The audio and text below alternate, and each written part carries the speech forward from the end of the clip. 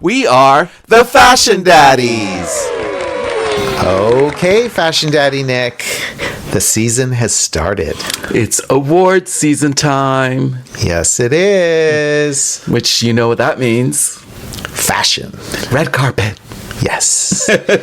So, last night was the Critics' Choice Awards. Right, to kick it off. Usually the Golden Globes kicks things off, right? Critics' Choice. Oh, it does? In the last few years or so, I would say, at least. Okay. But it's grown in popularity, so obviously the Golden Globes was bigger. Yeah. Until it ran into some scandal.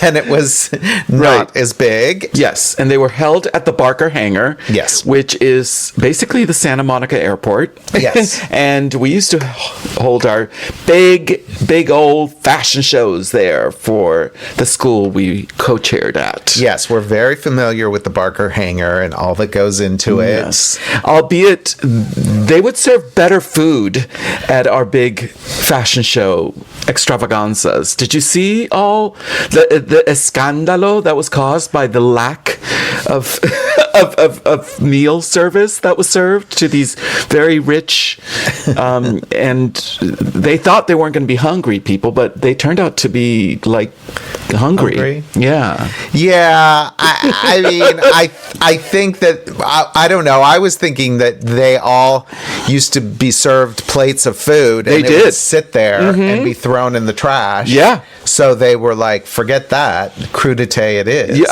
I think probably that's what happened, because I know, like, you would watch the Golden Globes and they would serve like chicken, fish, steak, but nobody touched it. And then they went to In-N-Out afterwards, you know, because they don't want to be seen eating. So can you imagine being one of those servers? They'd be like, I'm going to put a to-go. I'm bringing all my roommates some free food from the Golden Globes and the Critics' Choice. Okay, but we're here to talk about fashion. Okay. So let's do that. And there was one trend that really was the trend of the night that overtook any other trend. And that was tuxedos. Yes. On women. Yes. Suits and tuxedos, less smoking. I think Yves Saint Laurent, up in heaven, is probably like having a really nice glass of wine and a really long cigarette. Yes. And do you have a theory on why this trend is happening? Yeah, because it was one after another. And, you know, by the third one, you're like, okay. Yeah. I'm seeing something. I remember you turning to me and telling me. I mean, I guess, you know, a lot of times you say that the Times fashion, you know, it's always commenting on something. Yeah. You know, if this happened during the Me Too, Harvey Weinstein time, I'd be like, got it. I get it. Yeah. But this is happening during the invasion of Venezuela. Or not invasion, but you know what I'm saying. And upheaval in times. I don't know if I would, I mean, I don't know how much kind of 3-6 degrees of separation I would correlate the upheaval that we're having in the world to, like, women want to wear pants. Yeah. I don't know. I guess it's just the beginning of the award season. It usually starts out not quite as glamorous. Right. And suits are comfortable. Yeah. I mean, in fashion, I will say that suits are a trend to an extent. Yeah. In women's fashion? Yes, they definitely are. And the sort of gender bending, I mean, everything, like I said, that Yves Saint Laurent basically made fashionable, the less smoking, the tuxedo for women. And I've always said that the sharpest, most brilliantly, beautifully made tuxedo on a woman could rival any sequined ball gown. Yeah. That and a sari, I think, are some of the most elegant things that I've seen. You know, so when I see a woman in a gorgeous tuxedo, it gives me the shivers. Yeah, and all of these tuxedos were feminine. They had a feminine aspect to them. One of my favorites was Carrie Russell and Tom Ford. Yes, and the top, it was a cropped white top under this very fitted suit. Yeah, and that was beautiful and very feminine. Obviously, it's all about the tailoring. Yeah, it's Tom Ford, and the tailoring, the shoulders are razor sharp. Yeah. They literally are horizontal with the floor. That's straight. So there's like about, I would say, I'm looking at it, and it's like about almost a 1.5 to 2 inch shoulder pad up in there. But yeah, and it's a cropped jacket, like a cropped tuxedo without the tails. Yeah. In gorgeous twill, like that grosgrain twill tuxedo fabric. And like you said, it basically she has a mock knit turtleneck underneath, a little crop top with the tuxedo pants. Again, she looks sharp, she looks elegant, chic, and modern at the same time. Yeah. One that didn't photograph that well, but looked beautiful on stage was Sarah Snook in A Crease. It just, sometimes, black just doesn't really come across in pictures with a defined silhouette. And I think that's what happened with the pictures with her. Mm-hmm. But when she was on stage, it did have a very nice fit with it. And with her red hair and the emerald jewelry, it was really beautiful. Yeah, it was a nice look. It did hark back to Marlene Dietrich. Yes. And she did wear a traditional tuxedo shirt, with the mini pleats. And again, it was a crop tuxedo jacket to go with that. I love the fact that because she has such an hourglass figure, that the pants there were high-waisted at the natural waist, I would say. Mm-hmm. And so it really made that waist tiny. Mm-hmm. And it created a shape still. The crop jacket, the high-waist pants, all of that, it still created a nice silhouette for her. And on Succession, she wore pants basically in every episode. Yeah.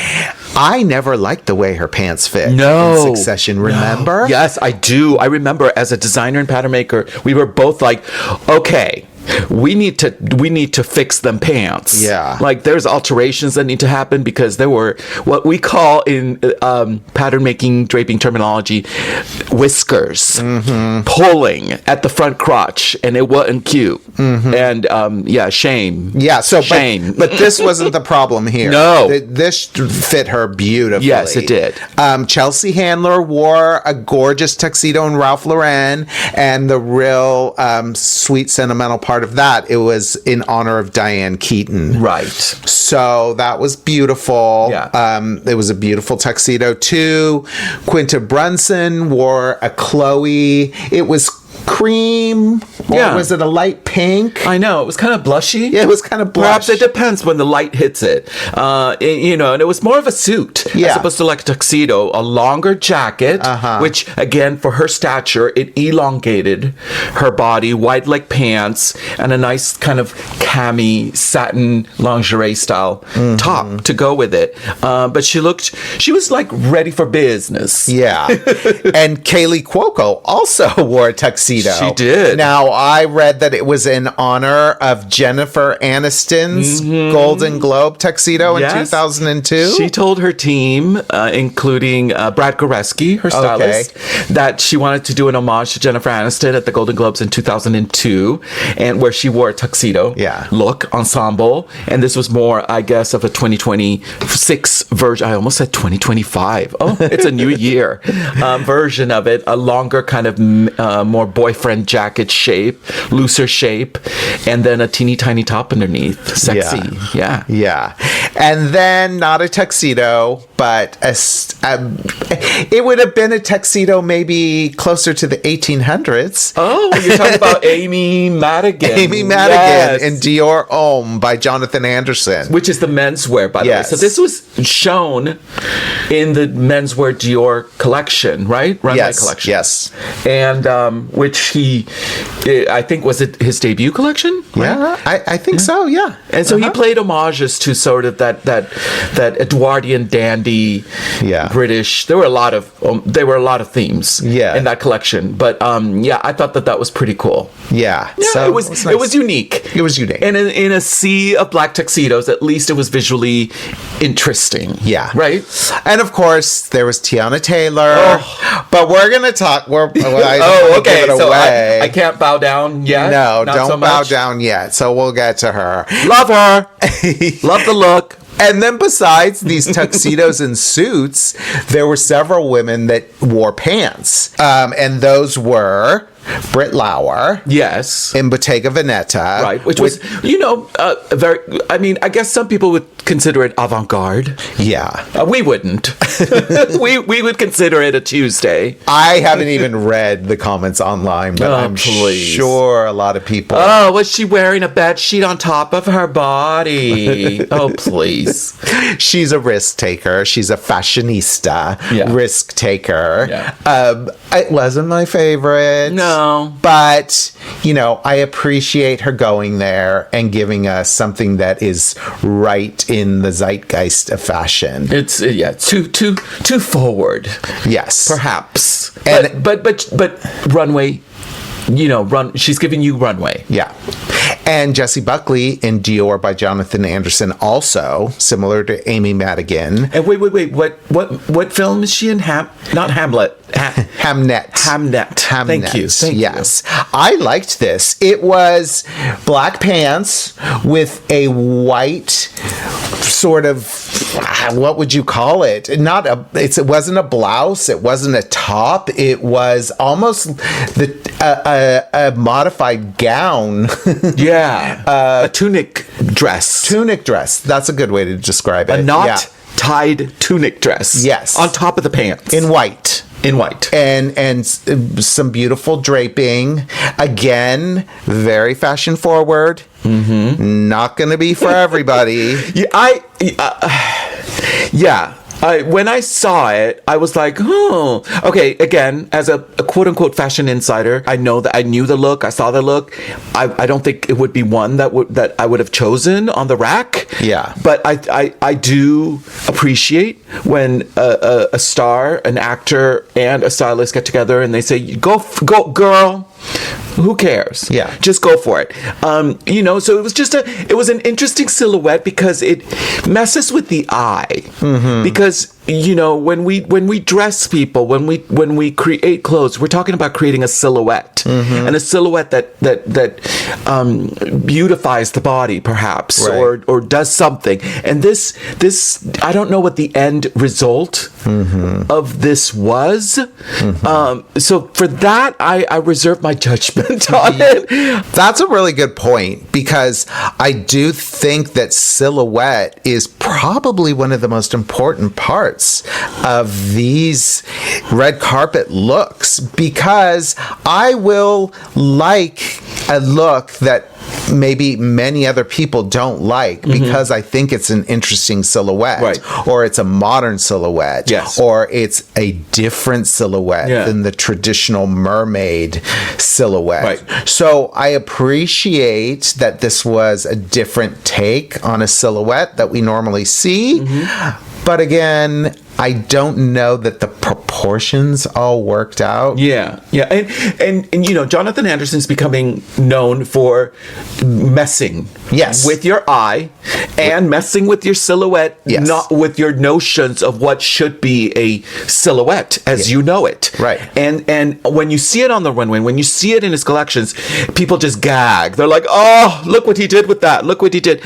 So it is then now we're taking it to another level where like, they're really actually wearing it on the red carpet. And you're like, oh, okay. And it's a different critique than the front runway critique that you would be like, bravo! Yeah. You messed with that loose tunic. Right. And here it's like, I don't know. Yeah. That's my comment. Is that okay? Yeah.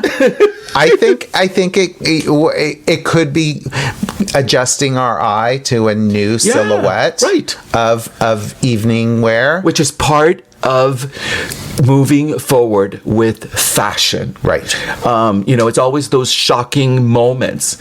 Going back to the tuxedo, imagine what that did to people when it first came out, when Yves Saint Laurent first released that, like in, I don't know, I think it was 1967 or 69, Yes. something like that. And people were like, no. What are you? No. How do you say no in French? No. Don't do it. So, yeah. And those are the moments. And here we are. Yeah. 60 years later. With like 10 women. On the red carpet. On the black carpet. Yes, wearing Sorry. Okay, so now let's go through what we thought were our top 5 best looks. Fabulous. Let's do it. Yeah. Okay, so what's our number 5? You want me to do that? Yeah. Okay. Well, okay. Justine Lupe. And yeah, she wore this pale teal mint green chiffon gown, and it was by Prada. Yeah. And it featured delicate crystal embellished tie details and bows. When the camera first panned on top, I was like, well, that's very demure. Yeah. And very ladylike. And she's being very proper. And then it continued panning down, and she was still very demure and very proper, but I loved it. Mm-hmm. You know why? Because it harked me back to I just keep bringing up Yves Saint Laurent, but it was so Yves Saint Laurent 1973 haute couture. These were the gowns that you would see in his runways, when, by the way, they didn't even have music. The models just walked around the people, but it was just this gorgeous simple gown, and it had the pleats and then the embellishment of the sequined ties. I just thought it was so pretty. I think the color is what really made it.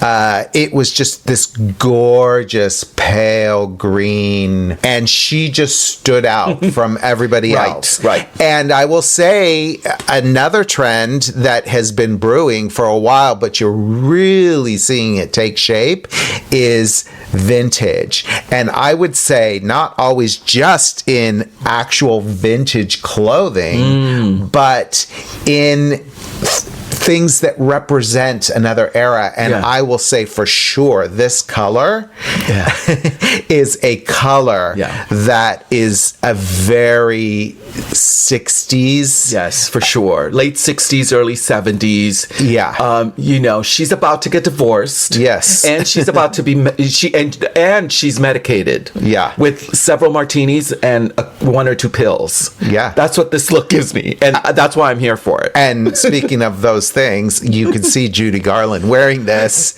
in a second. Thank you. In a second. So you're right. Even though it's not vintage, there is a vintage vibe, which I think is having a prevalent moment in fashion. Yeah. Okay. Well, my other, or I will say one of my top favorites. Okay, would you say number 4? She slots in at number 4. Okay. Is Catherine Lanassa. And she was wearing custom Louis Vuitton, and it was a red bias cut silk satin strapless dress with this attached blouson draped over the top bodice sort of situation. Yeah. It was in Duchess satin and tied in a bow at the shoulder and draped off the other shoulder. And again, the color is what just made her stand out. That shot of lipstick, Madrid red. Yes. Flamenco red. Wow. Yeah. I mean, just great. Just gorgeous. And again, silhouette. So the silhouette was perfect for her. It was just interesting where it was just body hugging on the bottom. Yeah. But the top gave a very modern, chic, relaxed, effortless feel. Right. It didn't go the traditional route. It wasn't a bustier. It wasn't some fitted top. All of a sudden, the bottom gave you traditional evening bias cut dress. Yeah. And the top just gave you directional modern. Yeah. I have to say, I found it really interesting, again, from a fashion design point of view, the mixture of that silk satin charmeuse with the Duchess. Kids, sewing those two together ain't easy. No. And so at first I thought it was the same fabric as the bias cut skirt, which was so flowy and so charmeusy and satiny. But then I thought they must have put 3 layers of interfacing to get it to be that stiff, because that's what you would have to do. And we always say, don't change the fabric. Like, don't do it. Don't force it to be something it isn't. Right. And so when we found out that it was Duchess, I get it. But it's a feat, a technical feat with the people at, what is it, Louis Vuitton? Yes. Of course. Yeah. Of course. And, being the fashion designer, nitpicky people that we are, I look at this picture and I do see some ripples on the side at what I see as the zipper. Yeah. I think on the side seam. It's a bias cut. Yeah. And it's almost impossible, David, to get a zipper not to ripple on the bias. You have sewn that zipper, and then you've taken it apart to try to smooth that out. And we have been on YouTube to look for ways to, if Louis Vuitton can't do it, I know. And it's gorgeous. Yeah. It is absolutely gorgeous. And I love this, again, the chignon, the hair slick back. Yes. The center part. I think that you didn't need to play with anything other than that. No. And the, sort of lack of jewelry except for that ring. Great. Yeah, great. Perfect. And then her husband. I mean, grand show. Come on. Come on now. Okay. In number 3, we have Elle Fanning. She looked gorgeous. I mean, again, has Elle Fanning really ever gone wrong? And she is somebody that seems to be trading off from red carpet to red carpet on the way she wants to look. Yeah. So she will be ultra modern in Bottega Veneta in one red carpet. Right. Then she's wearing vintage at the Palm Springs Film Festival. Yeah. And here, while this is vintage, this was a Ralph Lauren fall 2003. We don't call it vintage. We call this archival. Oh. This is the new term. Okay, so I'm going to call everything in my closet archival. Yes. Yeah, kids, 2003 ain't vintage. I know that it's 23 years ago, but I don't think that I would, no. But it was very modern looking. It was just a whole other look for her. So she is constantly giving us a different take on fashion, which to me clearly shows she is somebody who loves fashion. Yeah. And it was beautiful. It was a gold beaded plunging cowl neck gown that had an open back and very draped, and she paired it with beautiful Cartier jewelry, and she had this classic wavy hair that was parted down the middle. Just gorgeous. 1930s Hollywood glamour. It's just picture it in black and white. Yeah. She's walking down this circular staircase, and she's dropping the mink stole on the floor. It's like, I loved this gown. Just shimmering gold sequins and it just liquid. I mean, the definition of liquid gold in this gown, bias cut, and just hanging on her the way that it should hang on her. The cowl neckline, just simplicity. This is just the epic version of a perfect, simple bias cut gown. I mean, wouldn't you want to be in the conversations with her and Samantha McMillan, her stylist, and just where they had arrived at all these different looks? Days ago, she was in vintage, Duchess satin gown, with her hair up, very period looking, and then here she is looking like a bombshell. I mean, in this gorgeous Ralph Lauren with the modern hair. They must have so much fun, and just pulling. Well, I can see the mood board. I can see the mood board for Palm Springs was sort of a 50s mid-century, socialite. Yeah. And this one was a 1930s Claudette Colbert Hollywood star. I have to say, when I was watching the pre-show red carpet on E, and they brought her up, to the interview, and the way that she was standing. Do you know where I'm going No. with this? Well, if you watched it, you know what I'm saying. I literally got up from my seat and I was like, "Girl, you're about to have a wardrobe malfunction," and it never happened. But I'm telling you that plunging cowl neckline on the level of her breastises were a quarter of an inch away from the Wow. NIPPLE nipple, and she kept kind of moving it. Oh, she a did? little bit, and then she was cautious of it, but then she would shake and move it. Oh no, don't do it. But it never went there. So I know that there was some Home Depot industrial double stick tape that was keeping it there. It never. But I'm not kidding you, David. That because you didn't watch it, I was watching it. It was a quarter of an inch away. Yeah, and it didn't happen. Or it was just the genius of the Ralph Lauren couture pattern maker and seamstresses that made it fit. I think it was Home Depot. Okay. Industrial double stick tape. Okay, so our number 2 slot, we spoke of her briefly before. Who is it, Nick? Tiana Taylor. Yeah.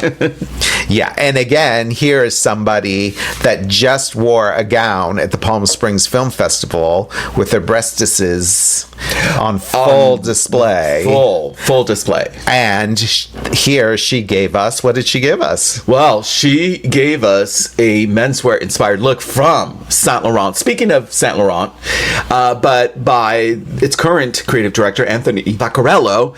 And so again, it was a suit. And it was like a total menswear look. Yeah. And it had a double-breasted blazer and trousers with feather embellishment, a silk tie on top of it, and the thigh-high patent leather boots. Just look at it. It's kind of, what would you say that color is? It was... I don't know, like a... khaki adjacent? Yeah, cafe au lait. It was a double-breasted suit. Yeah. Like a menswear double-breasted suit from Wall Street with a white dress shirt and a striped tie. But then she paired it with these riding boots. Yeah. Like crazy riding boots. And that feathered, it looks like a fur stole, but it's feathered. Yeah. It looks like a fur stole, but it's made out of feathers. And this suit was also from the menswear collection. Oh, okay. So it was. It was actual menswear suit. There you go. Yes. It was from his fall 2025 menswear collection.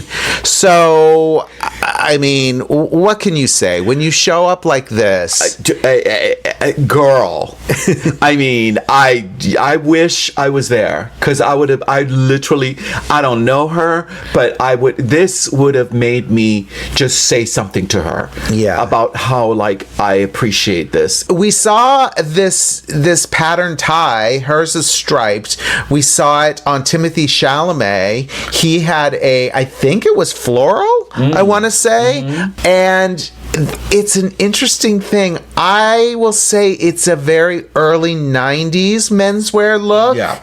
And it's interesting that she reflected it as we're seeing a few of the men start to do this early 90s look.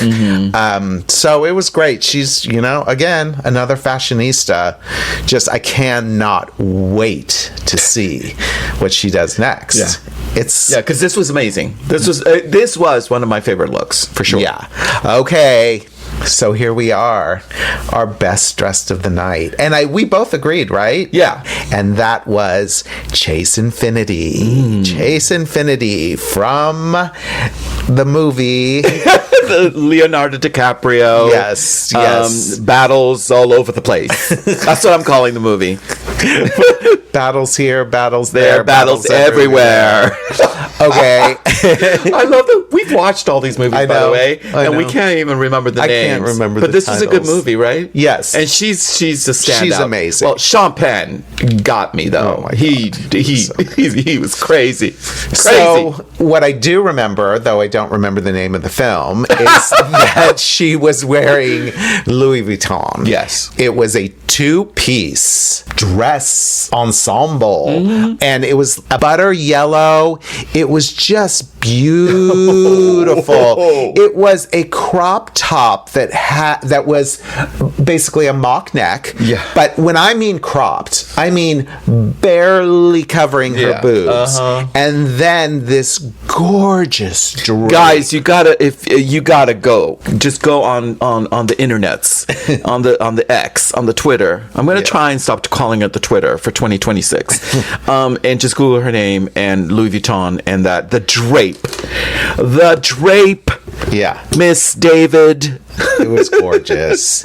And it was shorter in the front and draped and just fell all the way down her back, all the way to her knees. And then the classic mermaid silhouette skirt, but there was no middle to this gown. The middle of this gown was her stomach. So it created this gorgeous image. Once again, bias cut. This bias cut fish tail of a skirt, the front cowl drapes, the pleating that is happening, the gathering that is happening. I can't even imagine how big this. I've draped garments. We have dresses like this, so I know what the 5 yards this takes. And the back drape. Once again, if kids take a look, but you look at vintage 1930s gowns, this is one of them. Yes. As sexy and as modern and as skin revealing as it is, this is Madame Grès. Yeah. Honey. Yeah. Like this is a Madame Grès inspiration for Nicolas Guesquier, for Louis Vuitton. But yeah, number one. I'm so excited to see her also on the red carpet now and moving forward because she's new to us, and so she's gonna do nothing but bring exciting things. Wayman Bannerman and Micah McDonald are her stylists, and they're amazing. They're amazing, and I'm sure they are so excited to get to dress her. They're like little kids. They're like, right now, if you could see me, my fingers are like, yes. Okay, let's talk a bit about menswear. Okay. And the big trend, which was monochromatic. Monochromatic. What does that mean, Daddy David? Wearing the same color from head to toe. Yeah. Yes. And almost everyone was doing, well, not everyone, but the majority of the men really latched on to this. Yeah. And it was something that you would see because a black tuxedo, black shirt, black tie, you would see that occasionally. But now you're seeing it not just in black, but you're seeing it in different colors, different shades. Yeah. There was a lot of brown. Right. Tremel Tillman was all in white with an embroidered jacket. Oh, yeah. What is the name of that designer? Anamika Kana. And I'd never heard of this person before. But it was gorgeous. Yeah, it's beautiful. Paul Mescal was in all black in Gucci. He wore a V-neck t-shirt under his tuxedo. Yeah. Not my favorite, but it's Paul Mescal and he looked gorgeous. Yeah. Didn't he have kind of a cummerbund, or it looked like a cummerbund satin belt that was attached to the pants? Oh, okay. Yeah. I didn't. So it did give kind of the tuxedo, but for hip, cool, non-boomer. Michael B. Jordan wasn't completely monochromatic. He had a maroon, reddish, sandstone, brick colored, gorgeous tuxedo. Double-breasted suit. I thought it was a little late afternoon, daytime. Yeah. Well, I liked the light pink shirt Yeah. that accompanied it. I liked it. Matthew Reese and Giorgio Armani, all black. Diego Luna and Xenia, it was an olive green color. Oh yeah, yes, that's right. It wasn't my favorite, yeah. but he was in that trend. Right. But who was the winner? Oh, there's a winner, right? Yeah. Winner, chicken dinner. Winner, chicken dinner. And he was like 6'8", a 6'8" winner, right? Yes. A hot 6'8" winner, and his name is Jacob Elordi. I mean, the most gorgeous. We're done. We're done here. We're done. Like the most gorgeous. Like when he stepped on the red carpet, and then when he got his award, and this gorgeous custom head to toe black Bottega Veneta suit, double-breasted. It's all about double-breasted kids, matching relaxed trousers. You know, when you're 6'8" and have a 30-inch waist, you can do relaxed trousers. I tried. I can't. I gotta stick with my skinny pants. A black shirt. Black leather tie.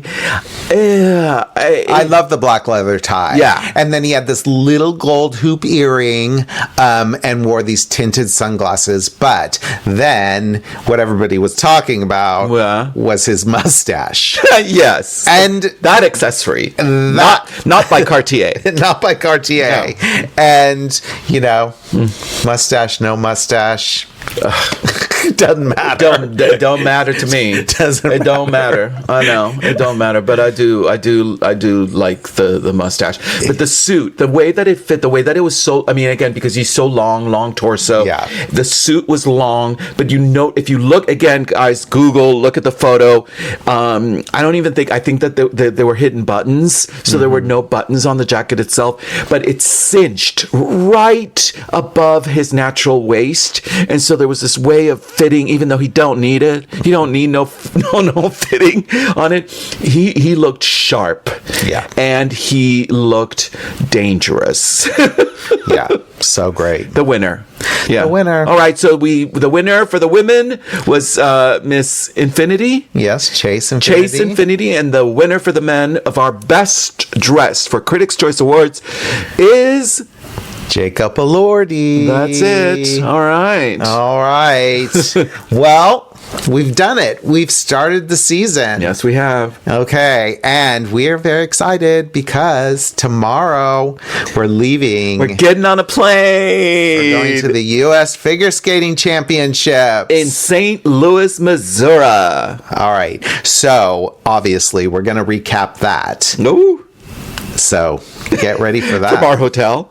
No, we're gonna wait until we get back. We're gonna take it all in. Oh, Daddy, I'm so excited after podcasting all the Grand Prix from Japan to France to China to Canada. And I finally get on a plane to St. Louis. A real plane. Yes. Yay. To see those costumes in person. Some of them. Yeah. Excited. Okay. Until next week. All right. Happy red carpet and happy ice style. All right. Bye. Bye. The Fashion Daddies is created and hosted by David Paul and Nick Varios. It's produced, edited, sound mixed, and scenic designed by David Paul. I'm just here to entertain.